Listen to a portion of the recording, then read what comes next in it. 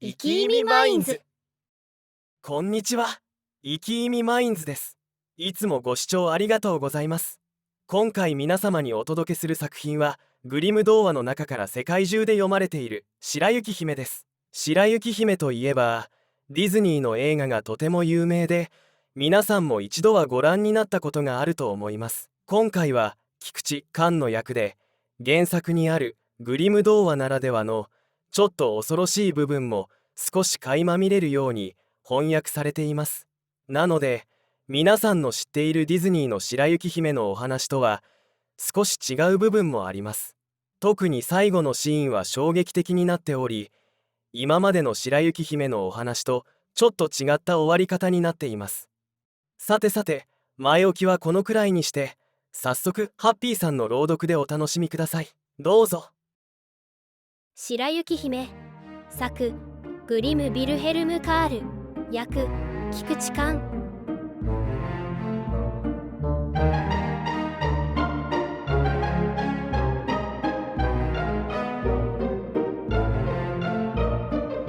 昔々、冬の最中のことでした。雪が鳥の羽のようにひらひらと天から降っていました時に、一人の女王様が黒炭の枠のはまった窓のところに座って縫い物をしておいでになりました。女王様は縫い物をしながら雪を眺めておいでになりましたが、ちくりと指を針でお刺しになりました。すると雪の積もった中にポタポタポタッと3滴の血が落ちました。真っ白い雪の中でその真っ赤な血の色が大変きれいに見えたものですから、女王様は一人でこんなことをお考えになりました。どうかして私は雪のように体が白く、血のように赤い美しいほっぺたを持ち、この黒炭の枠のように黒い髪をした子が欲しいものだ。と。それから少し経ちまして、女王様は一人のお姫様をお産みになりましたが、そのお姫様は色が雪のように白く、頬は血のように赤く、髪の毛は黒炭のように黒く艶がありました。それで名も白雪姫とお付けになりました。けれども女王様はこのお姫様がお生まれになりますとすぐお亡くなりになりました。1年以上経ちますと、王様は後代わりの女王様をおもらいになりました。その女王様は美しい方でしたが、大変うぬぼれが強くわがままな方で、自分よりも他の人が少しでも美しいとじっとしてはいられない方でありました。ところがこの女王様は前から一つの不思議な鏡を持っておいでになりました。その鏡をご覧になるときはいつでもこうおっしゃるのでした。鏡や鏡、壁にかかっている鏡よ。国中で誰が一番美しいか言っておくれ。すると鏡はいつもこう答えていました。女王様、あなたこそお国で一番美しい。それを聞いて女王様はご安心なさるのでした。というのは、この鏡は嘘を言わないということを女王様はよく知っていられたからです。そのうちに白雪姫は大きくなるにつれてだんだん美しくなってきました。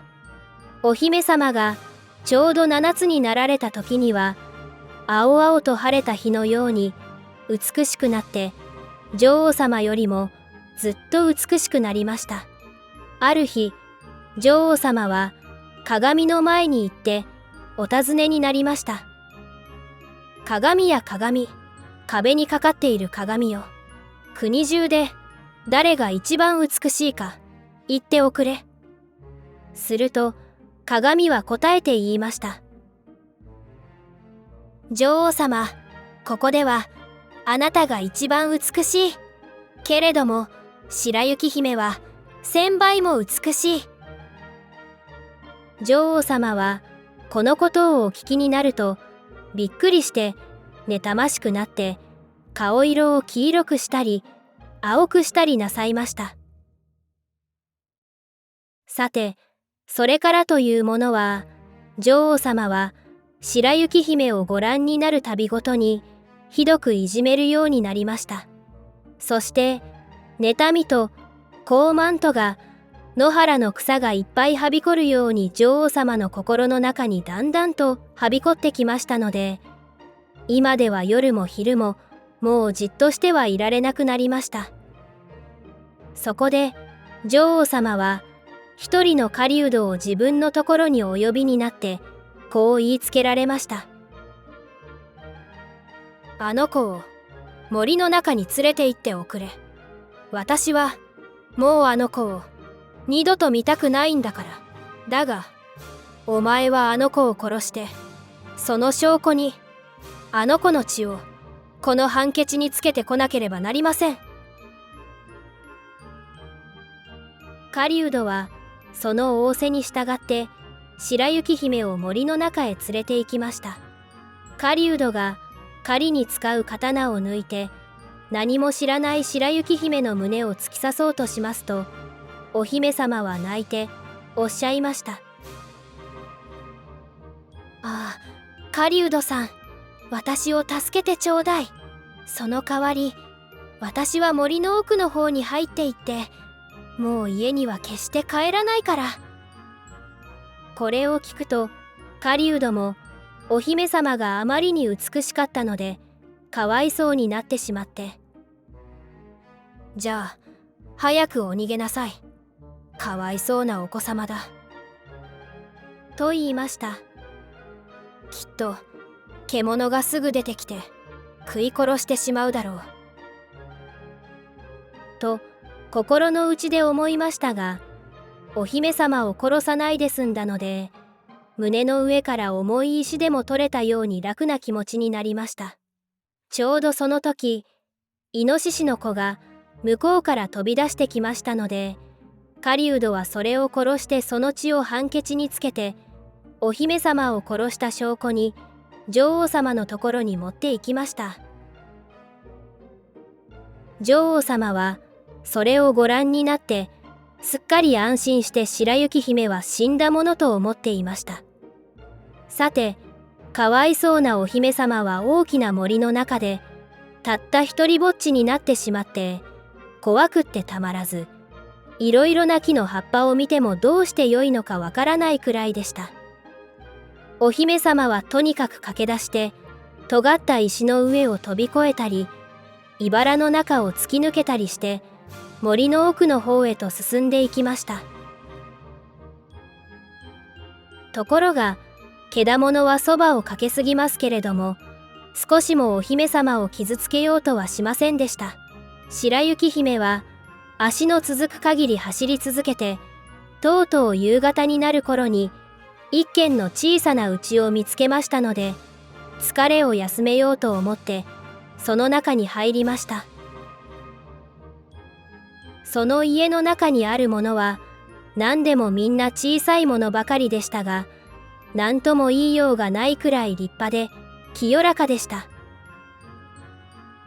その部屋の真ん中には一つの白い布切れをかけたテーブルがあって、その上には7つの小さなお皿があって、またその一つ一つにはさじにナイフにフォークがつけてあって、なおその他に7つの小さなお杯が置いてありました。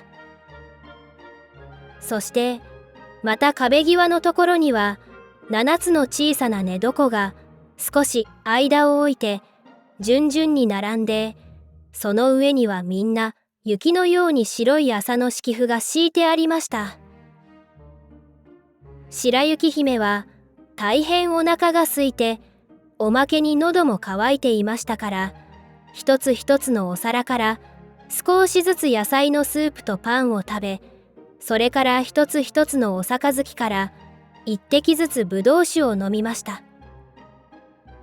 それは一つところのをみんな食べてしまうのは悪いと思ったからでした。それが済んでしまうと、今度は大変疲れていましたから、寝ようと思って一つの寝床に入ってみました。けれども、どれもこれもちょうどうまく体に合いませんでした。長すぎたり短すぎたりしましたが、一番おしまいに7番目の寝床がやっと体に合いました。それでその寝床に入って神様にお祈りをして、そのままぐっすり眠ってしまいました。日が暮れて辺りが真っ暗になった時に、この小さな家の主人たちが帰ってきました。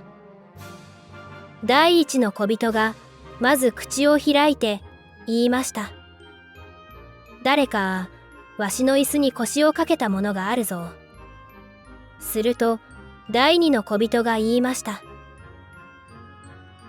誰かわしのお皿のものを少し食べたものがあるぞ。第三の小人が言いました。誰かわしのパンをちぎったものがあるぞ。第四の小人が言いました。誰かわしの野菜を食べたものがあるぞ。第五の小人が言いました。誰かわしのフォークを使ったものがあるぞ。第六の小人が言いました。誰かわしのナイフで切ったものがあるぞ。第七の小人が言いました。誰かわしの杯で飲んだものがあるぞ。それから第一の小人が方々を見回しますと、自分の寝床がくぼんでいるのを見つけて声を立てました。誰がわしの寝床に入り込んだのだ。すると他の小人たちが寝床へ駆けつけてきて騒ぎ出しました。わしの寝床にも誰かが寝たぞ。けれども第7番目の小人は自分の寝床へ行ってみると、その中に入って眠っている白雪姫を見つけました。今度は第7番目の小人がみんなを呼びますと、みんなは何が起こったのかと思って駆け寄ってきて、びっくりして声を立てながら7つのランプを持ってきて白雪姫を照らしました。おやおやおやおや、なんてこの子はきれいなんだろう。と小人は叫びました。それから小人たちは大喜びで白雪姫を起こさないで、寝床の中にそのままそっと寝させておきました。そして7番目の小人は1時間ずつ他の小人の寝床に寝るようにしてその夜を明かしました。朝になって白雪姫は目を覚まして7人の小人を見て驚きました。けれども小人たちは大変親切にしてくれて、お前さんの名前は何というのかなと尋ねました。すると、私の名前は白雪姫というのです。と、お姫様は答えました。お前さんはどうして私たちの家に入ってきたのかねと、小人たちは聞きました。そこで、お姫様は、ママ母が自分を殺そうとしたのを、狩人がそっと助けてくれたので、一日中駆けずり回ってやっと、この家を見つけたことを小人たちに話しました。その話を聞いて小人たちは、もしもお前さんがわしたちの家の中の仕事をちゃんと引き受けて煮炊きもすれば男も伸べるし、洗濯も縫い物も編み物もきちんときれいにする気があれば、わしたちはお前さんをうちに置いてあげて何にも不足のないようにしてあげるんだが、と言いました。どうぞお願いします。とお姫様は頼みました。それからは白雪姫は小人の家にいることになりました。白雪姫は小人の家の仕事をきちんとやります。小人の方では毎朝山に入り込んで金や銀の入った石を探し、夜になると家に帰ってくるのでした。その時までにご飯の支度をしておかねばなりませんでした。ですから昼間は白雪姫はたった一人で留守をしなければなりませんので、親切な小人たちはこんなことを言いました。お前さんのママ母さんに用心なさいよ。お前さんがここにいることをすぐ知るに違いない。だから誰もこの家の中に入れてはいけないよ。こんなことは少しも知らない女王様は、狩人が白雪姫を殺してしまったものだと思って、自分がまた第一の美しい女になったと安心していましたので、ある時鏡の前に行って言いました。鏡や鏡、壁にかかっている鏡よ。国中で誰が一番美しいか言っておくれ。すると鏡が答えました。女王様、ここではあなたが一番美しい。けれどもいくつも山越した7人の小人の家にいる白雪姫はまだ1000倍も美しい。これを聞いた時の女王様の驚きようと言ったらありませんでした。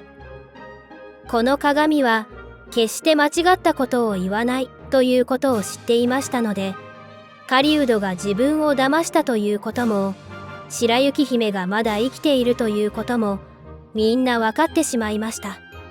そこでどうにかして白雪姫を殺してしまいたいものだと思いまして、また新しくいろいろと考え始めました。女王様は国中で自分が一番美しい女にならないうちは妬ましくて、どうしても安心していられないからでありました。そこで女王様はおしまいに何か一つの計略を考え出しました。そして自分の顔を黒く塗って年寄りの小物屋のような着物を着て、誰にも女王様とは思えないようになってしまいました。こんな風をして7つの山を越えて7人の小人の家に行って戸をトントンと叩いて言いました。良い品物がありますがお買いになりませんか。こんにちはおかみさん、何があるの。白雪姫は何かと思って窓から首を出して呼びました。上等な品できれいな品を持ってきました。いろいろ変わった締め紐があります。と言っていろいろな色の絹糸で編んだ紐を一つ取り出しました。白雪姫は、この正直そうなおかみさんなら家の中に入れても構わないだろうと思いまして、戸を開けてきれいな締め紐を買い取りました。お嬢さんにはよく似合うことでしょう。さあ、私が一つよく結んであげましょう。と年寄りの小物屋は言いました。白雪姫は少しも疑う気がありませんから、そのおかみさんの前に立って新しい買いたての紐で結ばせました。するとそのばあさんは素早くその締め紐を白雪姫の首を巻きつけて強く締めましたので、息ができなくなって死んだように倒れてしまいました。さあ、これで私が一番美しい女になったのだ。と言ってママ母は急いで出て行ってしまいました。それから間もなく日が暮れて7人の小人たちが家に帰ってきましたが、可愛がっていた白雪姫が地べたの上に倒れているのを見た時には、小人たちの驚きようと言ったらありませんでした。白雪姫はまるで死人のように息もしなければ動きもしませんでした。みんなで白雪姫を地べたから高いところに連れて行きました。そして喉のところが固く締め付けられているのを見て、小人たちは締め紐を2つに切ってしまいました。すると少し息をし始めてだんだん元気づいてきました。小人たちはどんなことがあったのかを聞きますと、姫は今日あった1歳のことを話しました。その小間物売りの女こそ鬼のような女王に違いない。よーく気をつけなさいよ。私たちがそばにいない時にはどんな人だって家に入れないようにするんですよ。と。悪い女王の方では家に帰ってくるとすぐ鏡の前に行って尋ねました。鏡や鏡、壁にかかっている鏡よ。国中で誰が一番美しいか言っておくれ。すると鏡は正直に前と同じに答えました。女王様、ここではあなたが一番美しい。けれどもいくつも山越した7人の小人の家にいる白雪姫はまだ1000倍も美しい。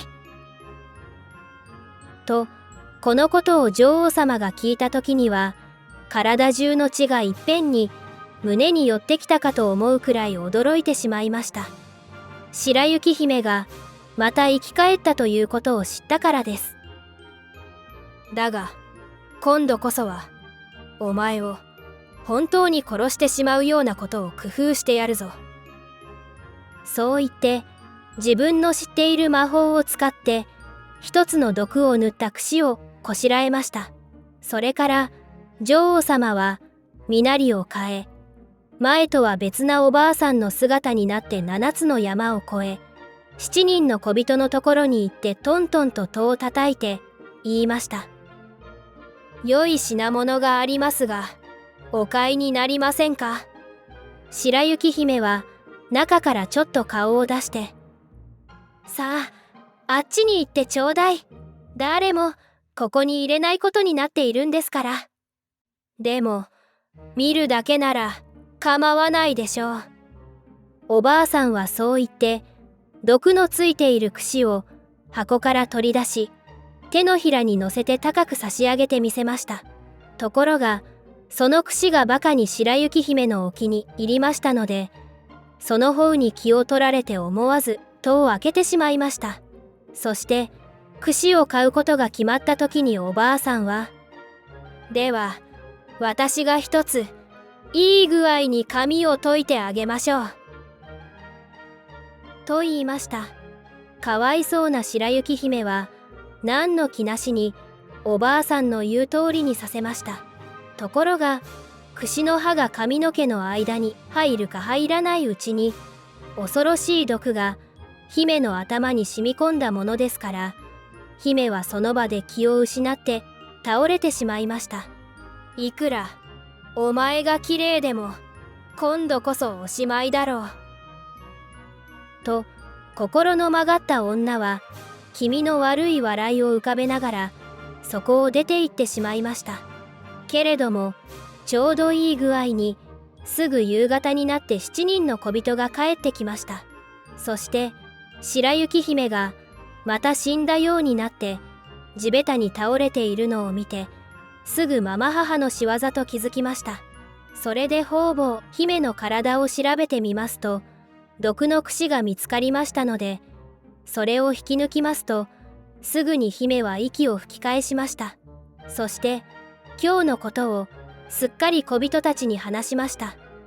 小人たちは白雪姫に向かってもう一度よく用心して決して誰が来ても戸を開けてはいけないと注意しました。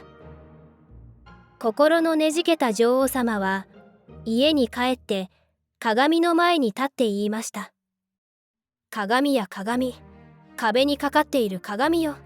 国中で誰が一番美しいか言っておくれ。すると鏡は前と同じように答えました。女王様、ここではあなたが一番美しい。けれどもいくつも山越した7人の小人の家にいる白雪姫はまだ1000倍も美しい。女王様は鏡がこう言ったのを聞いたとき、あまりの腹立ちに体中をブルブルと震わして悔しがりました。白雪姫のやつ、どうしたって、殺さないではおくものか。たとえ私の命がなくなっても、そうしてやるのだ。と大きな声で言いました。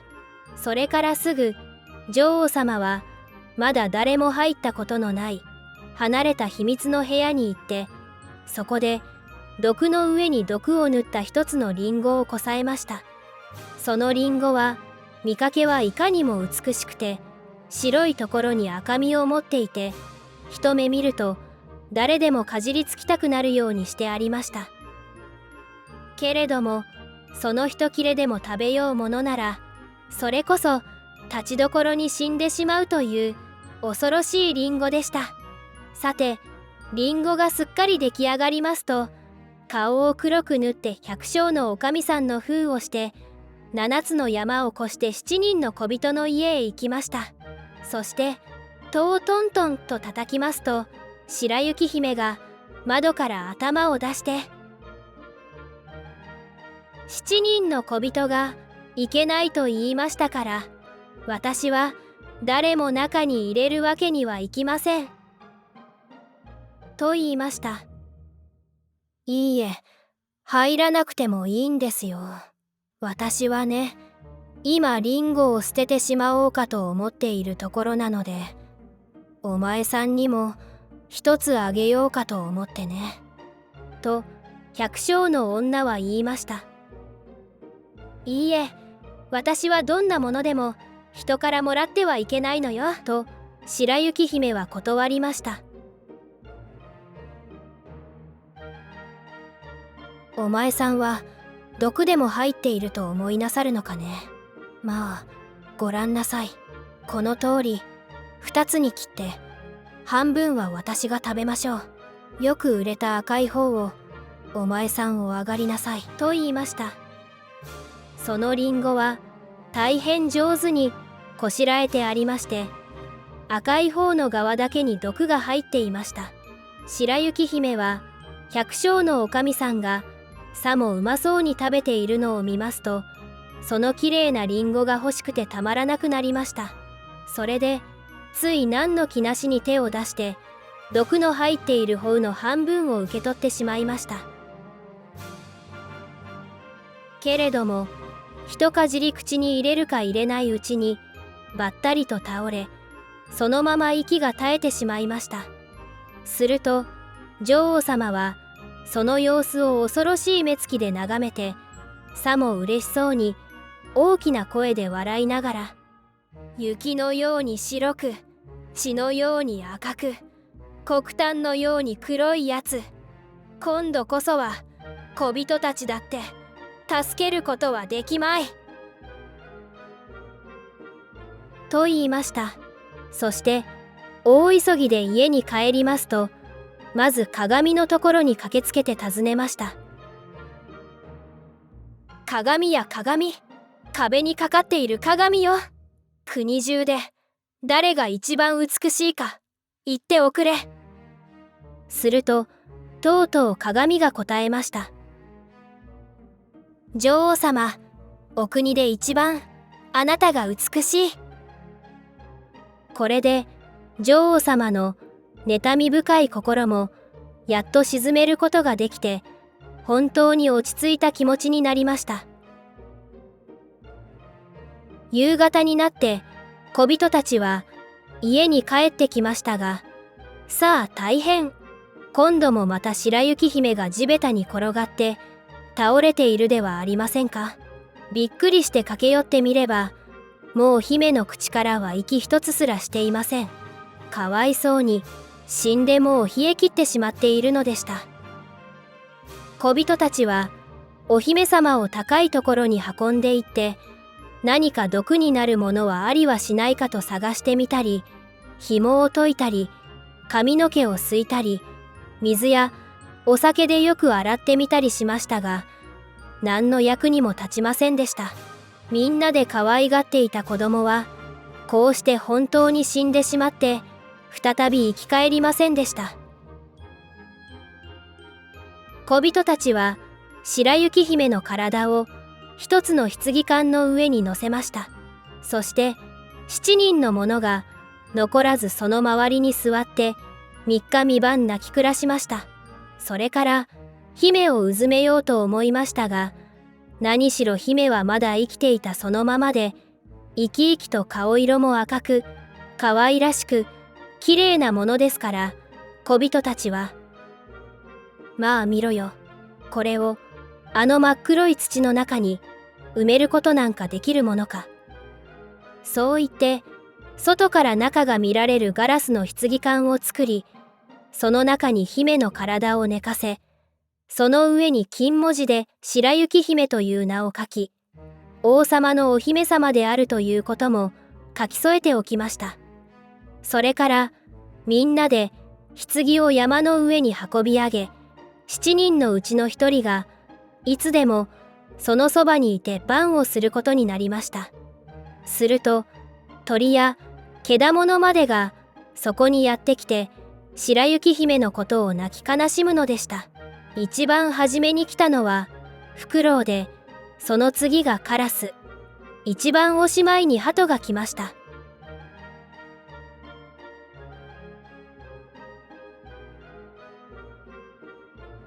さて、白雪姫は長い長い間棺缶の中に横になっていましたが、その体は少しも変わらず、まるで眠っているようにしか見えませんでした。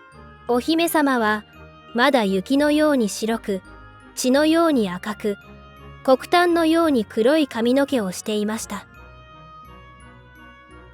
するとそのうちある日のこと、一人の王子が森の中に迷い込んで、7人の小人の家に来て一晩泊まりました。王子はふと山の上に来てガラスの棺に目を留めました。近寄って覗きますと、実に美しい美しい少女の体が入っています。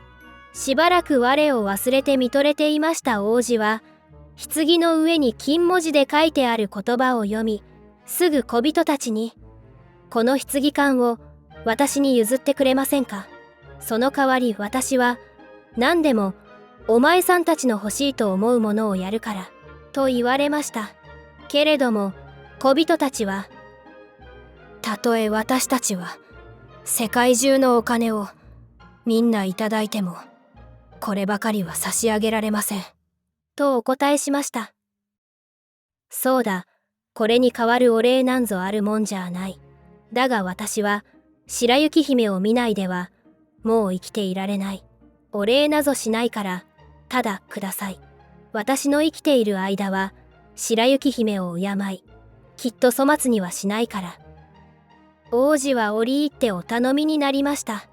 王子がこんなにまでおっしゃるので、気立ての良い小人たちは王子の心持ちを気の毒に思って、その棺を差し上げることにしました。王子はそれを家来たちに命じて肩に担いで運ばせました。ところが間もなく家来の一人が一本の木につまずきました。で、棺が揺れた拍子に白雪姫が噛み切った毒のリンゴの一切れが喉から飛び出したものです。すると間もなくお姫様は目をパッチリ見開いて、棺缶の蓋を持ち上げて起き上がってきました。そして元気づいて「おやまあ、私はどこにいるんでしょう」と言いました。それを聞いた王子の喜びは例えようもありませんでした。私のそばにいるんですよ。と言って今まであったことをお話になって、その後から私はあなたが世界中の何者よりも可愛いのです。さあ、私のお父さんのお城へ一緒に行きましょう。そしてあなたは私のお嫁さんになってください。と言われました。そこで白雪姫も承知して王子と一緒にお城に行きました。そして2人のご婚礼はできるだけ立派に盛んに祝われることになりました。けれどもこのお祝いの式には白雪姫のママ母である女王様も招かれることになりました。女王様は若い花嫁が白雪姫だとは知りませんでした。女王様は美しい着物を着てしまった時に鏡の前に行って尋ねました。鏡や鏡、壁にかかっている鏡よ。国中で誰が一番美しいか言っておくれ。鏡は答えて言いました。女王様、ここではあなたが一番美しい。けれども若い女王様は1000倍も美しい。これを聞いた悪い女王様は腹を立てまいことか呪いの言葉を次々に浴びせかけました。そして気になってどうしてよいかわからないくらいでした。女王様は初めのうちはもうご婚礼の式には行くのをやめようかと思いましたけれども、それでも自分で出かけて行ってその若い女王様を見ないではとても安心できませんでした。女王様は招かれた御殿に入りました。そしてふと見れば若い女王になる人とは白雪姫ではありませんか。女王は恐ろしさでそこに立ちすくんだまま動くことができなくなりました。けれどもその時はもう人々が前から石炭の火の上に鉄で作った上靴を乗せておきましたのが真っ赤に焼けてきましたので、それを火箸で部屋の中に持ってきて悪い女王様の前に置きました。そして無理やり女王様にその真っ赤に焼けた靴を履かせて倒れて死ぬまで踊らせました。ご視聴ありがとうございました。高評価、チャンネル登録お願いします。